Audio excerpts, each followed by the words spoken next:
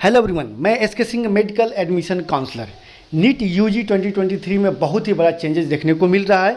Common counselling होने के 100% chances बढ़ चुकी है। इस बार नीट यूजी 2023 का जो काउंसलिंग होगा वो कॉमन काउंसलिंग में तब्दील हो जाएगा। एक ही काउंसलिंग होंगे, एक ही एग्ज़ाम होंगे।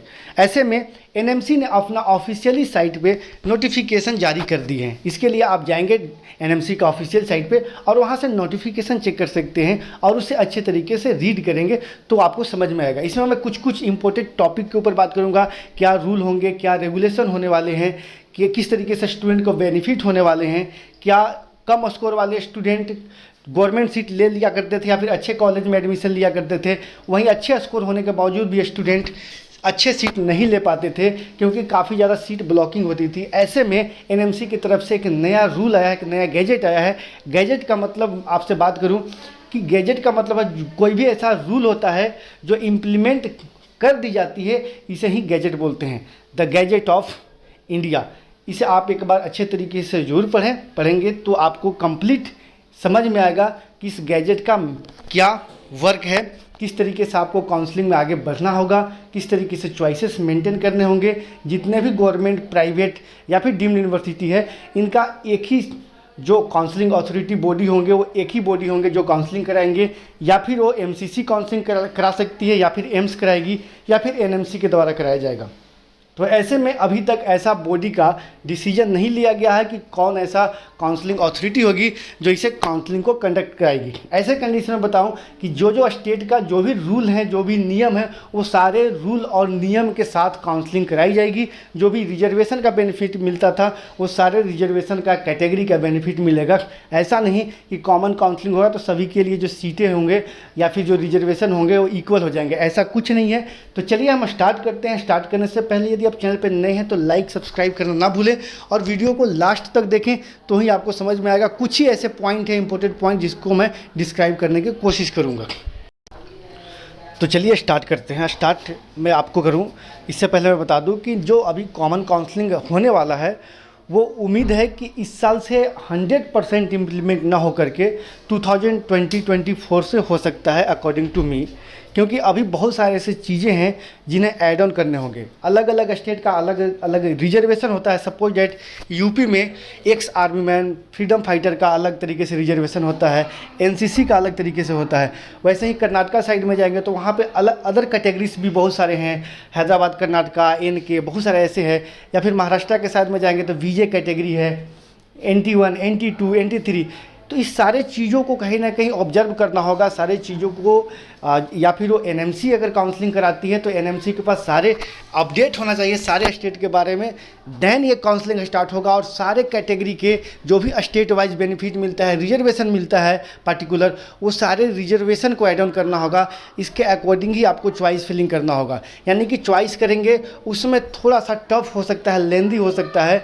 तो यहाँ पर अभी हम बात करें तो इन सारे चीज़ों को कहीं ना कहीं ऐड ऑन करना, इन सारी चीज़ों को मिक्सअप करना, इन सारी चीज़ों का अरेंज करना इतना आसान नहीं है। क्योंकि रिजल्ट कुछ ही दिनों में आने वाला है, 2 से 3 दिन तो नहीं लगेंगे, 1-2 दिन में रिजल्ट आने वाला है और आने वाला 2 या 3 वीक के अंदर काउंसलिंग स्टार्ट हो जाएंगे।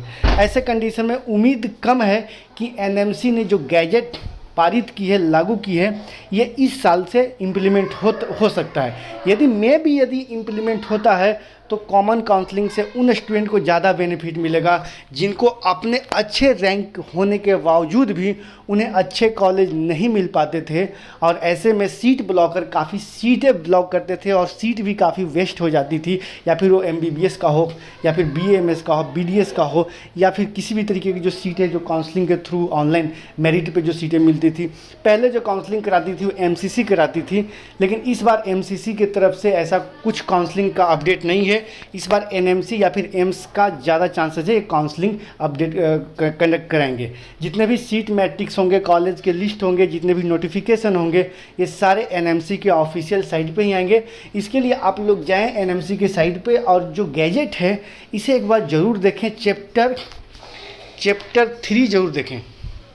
पहले जो काउंसलिंग हुआ करता था वो ऑल इंडिया कोटे की काउंसलिंग होती थी, 50% सीट होती है, 15% सीटें होती थी ऑल इंडिया में गवर्नमेंट सीट का, प्लस में डीम्ड यूनिवर्सिटी का काउंसलिंग होता था, सेंट्रल यूनिवर्सिटी का होता था, वो सेंट्रल लेवल काउंसलिंग जिसे एमसीसी कराती थी।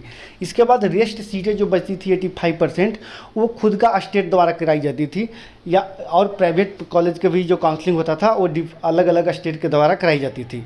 लेकिन अब ये सारे काउंसलिंग होंगे वो एक ही बॉडी कराएगी, एक ही अथॉरिटी कराएगी, और एक ही अथॉरिटी के द्वारा ये सीट अलॉटमेंट होंगे प्योर मेरिट बेस पे, रैंक बेस पे, ऑल इंडिया रैंक बेसिस पे। अब यहाँ पे जो ये गैजेट आया है, इस गैजेट का मतलब ये है कि काउंसलिंग प्रोसेस को ईजी करना, यानी कि जो स्टूडेंट के जिस अकॉर्डिंग रैंक है उसके अकॉर्डिंग सीटें नहीं मिलती थी, काफ़ी सीटें वेस्ट हो जाती थी, इस कंडीशन में ऐसे गैजेट को लाया गया है। लेकिन यहाँ पे बहुत सारे ऐसे त्रुटियाँ भी हैं जिन्हें आप अच्छे तरीके से पढ़ेंगे तो समझ में आएगा कि क्या काउंसलिंग का कितने राउंड होंगे, क्या मल्टीपल राउंड होंगे, 1 राउंड होंगे, 2 राउंड होंगे, 3 राउंड होंगे। यदि आप एक ही राउंड करते हैं तो बहुत सारे स्टूडेंट को क्या होता है, चॉइस फिलिंग में गलत चॉइस होने की वजह से या फिर कॉलेज के प्रॉपर इन्फॉर्मेशन नहीं हो पाता था, ऐसे में उन्हें गलत चॉइस और गलत सीटें मिल जाती जिससे वो संतुष्ट नहीं हुआ करते थे। ऐसे में वो राउंड 2 में सीट को अपग्रेड करते थे, या फिर जो सीटें मिलती थी उससे संतुष्ट हैं तो उसी सीट को फाइनलाइज करते थे। तो ऐसे कंडीशन में ये सिस्टम भी होना आवश्यक है, लेकिन इसे अभी डिस्क्लोज नहीं किया गया है एनएमसी की तरफ से कि कितने राउंड कराई जाएगी, क्या 1 राउंड होंगे, राउंड 2 होंगे, मॉपअप होंगे, कितने राउंड कराए जाएंगे, 4 राउंड कराए जाएंगे या 5th राउंड तक कराए जाएंगे। लेकिन ऐसा नहीं है, कम से कम 3 to 4 राउंड कराए ही जाएंगे। अगर नहीं कराई जाती है तो सीटें फुलफिल नहीं होंगी, और बहुत सारे ऑब्जेक्शन भी एनएमसी की तरफ से, एनएमसी को स्टूडेंट की तरफ से मिल सकते हैं। तो ऐसे कंडीशन में ये भी डिस्क्लोज किया जाएगा, लेकिन उम्मीद कम है कि इस साल से एनएमसी रनिंग में होगा, एनएमसी का जो गैजेट है रनिंग में होगा। 2020-24 से चांसेस ज़्यादा है। यहाँ पे जो रूल है चैप्टर 1 का वो आप जरूर पढ़ें। यहाँ पे पढ़ेंगे conduct of NEET UG either the National Medical Commission may conduct the NEET UG or may designated any such agency or authority by whatever name called to couch the NEET UG to be conducted. ये 7 point को जरूर पढ़ें। इसके बाद आप 8 point पढ़ें, 8 point भी पढ़ेंगे तो समझ में आएगा। 8 के साथ साथ यहाँ पे जो 13 पॉइंट है, 12 और 13 पॉइंट, ये काफ़ी इंपॉर्टेंट है, इसे पढ़िए। कॉमन काउंसलिंग विदाउट, इसे जरूर पढ़ें आप। 12 नंबर यहाँ पे लिखा हुआ है कि इंडिया में जितने भी इंस्टीट्यूट्स हैं, जितने भी टाइप्स का, उनके मेरिट बेस पे सीट मिलेंगी, और ये आपको जो कॉमन काउंसलिंग के थ्रू मिलेंगे। ये आपको 13 पॉइंट दिया हुआ है। जितने भी कॉलेज है, यानी कि या फिर डीम्ड हो, प्राइवेट हो, गवर्नमेंट हो या सेंट्रल यूनिवर्सिटी हो, तो इस तरीके से हम कुछ पॉइंट को आपको मैं बताया हूँ। बाकी आप खुद से इसे पढ़ सकते हैं, क्योंकि अगर हम ज़्यादा वीडियो को अगर ज़्यादा सारे पॉइंट को अगर मैं डिनोट करता हूँ, एक्सप्लेन करूँगा तो काफ़ी लंबा चला जा सकता है। तो मैं सिंपली आपको ये बता दूँ कि एनएमसी के तरफ से गैजेट जो है वो रिलीज़ की गई थी 2 जून 2023 को, लेकिन ये 8 जून 2023 को ऑफिशियली आई है। और इसके बाद आप इन सारे अपडेट को, जितने भी पॉइंट है, इसे ज़रूर एक बार रीड कर लें। रीड करने से आपका जो इन्फॉर्मेशन है वो काफ़ी अच्छा डेवलप होगा। वैसे अगर मैं एक एक पॉइंट को अगर एक्सप्लेन करूँगा तो काफ़ी लेंदी वीडियो हो सकती है, तो मैं आपको शॉर्ट में बता दूँ और बता दिया कि कॉमन काउंसलिंग से जो सीट वेस्टेज होती थी वो वेस्ट नहीं होंगे। जो सीट ब्लॉकर सीट को ब्लॉक करते थे वो ब्लॉक नहीं हो पाएगा। अलग अलग स्टेट का अलग अलग सिक्योरिटी डिपॉजिट होता था। किसी स्टेट में 2 लाख रुपीज़, किसी स्टेट में 1 लाख रुपीज़। ये सिक्योरिटी डिपॉजिट है वो डिफरेंट स्टेट में पे नहीं करने पड़ेंगे। ऐसे कंडीशन में स्टूडेंट को 5 लाख, 10 लाख, 12 लाख रुपीज़ वेस्ट होते थे, जो कि आफ्टर काउंसलिंग सीटें मिलती थी। और इसमें 2-3 स्टेट में जिन्हें सीटें अलॉट हो जाती थी उनको 2 लाख, 4 लाख, 6 लाख रुपीज़ के नुकसानात भी होते थे। तो इनसे आप बच सकते थे। जो अलग अलग स्टेट का जो रजिस्ट्रेशन फी होता था, जो कि नॉन रिफंडेबल होता है, इससे आप बचेंगे। लेकिन यहाँ पे थोड़ा सा कॉम्प्लिकेटेड ये होगा कि आप जब चॉइस फिलिंग करेंगे तो आपका अलग अलग जो रिजर्वेशन है स्टेट का, अलग अलग स्टेट में जो प्राइवेट मेडिकल कॉलेज है, इसके बारे में कंप्लीट इन्फॉर्मेशन के साथ ही चॉइसेस करना होगा। अदरवाइज यहाँ पे आप फंस सकते हैं। जो कॉलेज का रैंकिंग वाइज जो लिस्ट होगा एनएमसी पब्लिश करेंगी। जितने भी अपडेट, रूल, नियम होंगे सब एनएमसी के साइट पे आपको आएंगे, एमसीसी के साइट पे नहीं आएंगे।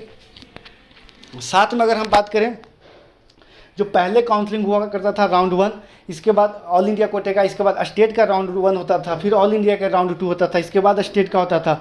तो इस तरीके से आपको काउंसलिंग नहीं करने पड़ेगा, सिर्फ एक ही पोर्टल पे सारे राउंड होंगे, सारे कॉलेज पार्टिसिपेट करेंगे। तो आपको कहीं और पोर्टल को सर्च नहीं करना होगा। बहुत सारे स्टूडेंट कन्फ्यूजन होते थे कि बिहार का कौन सा ऑफिशियल वेबसाइट है, कैसे रजिस्ट्रेशन करना है। अलग अलग स्टेट का अलग अलग रजिस्ट्रेशन पोर्टल होता था और काफ़ी कॉम्प्लिकेटेड भी होता था। तो इन सारी चीज़ों से बचते थे। कर्नाटका के काफ़ी लेंदी प्रोसेस है रजिस्ट्रेशन का, वहाँ पे कई सारे डॉक्यूमेंट भी अपलोड करने पड़ते थे, काफ़ी रिजेक्शन आती थी। लेकिन अब इन सारी चीज़ों से आप बचेंगे तो काफ़ी ज़्यादा बेनिफिट है। काफ़ी ईजी तो हो गया है, लेकिन चॉइस फिलिंग थोड़ा टफ हो सकता है। जो आपका काउंसलिंग का जो मेन रोल होगा वो चॉइस फिलिंग। अगर थोड़ा भी चॉइस फिलिंग गलत करते हैं तो आप अच्छे सीटों से वंचित रह जाते हैं। क्यों रह जाएंगे? क्योंकि जो कॉलेज के बारे में प्रॉपर इन्फॉर्मेशन नहीं है और उस कॉलेज को आपने चॉइस ही नहीं किया और वो कॉलेज आपको मिलने वाला था आपके रैंक पे, ऐसे में आप वंचित रह सकते हैं। या फिर ऐसे कॉलेज जो आपको राउंड 1 में नहीं मिल पाता लेकिन आपको राउंड 2 में मिल सकता है, आपने राउंड 1 में ही सीट को सिक्योर कर लिया, जो भी XYZ आपको कॉलेज मिला। ऐसे में नुकसान हो सकते हैं, क्योंकि आप ऑल इंडिया के बाद किसी स्टेट का काउंसलिंग तो होना नहीं है, ताकि आप ऑल इंडिया की सीट छोड़ के आप स्टेट में जा सकते हैं। तो इन सारे चेंजेज को देखते हुए अपने आप को डेवलप करना होगा। बाकी वीडियो में इतना ही दोस्तों, थैंक्स फॉर वॉचिंग।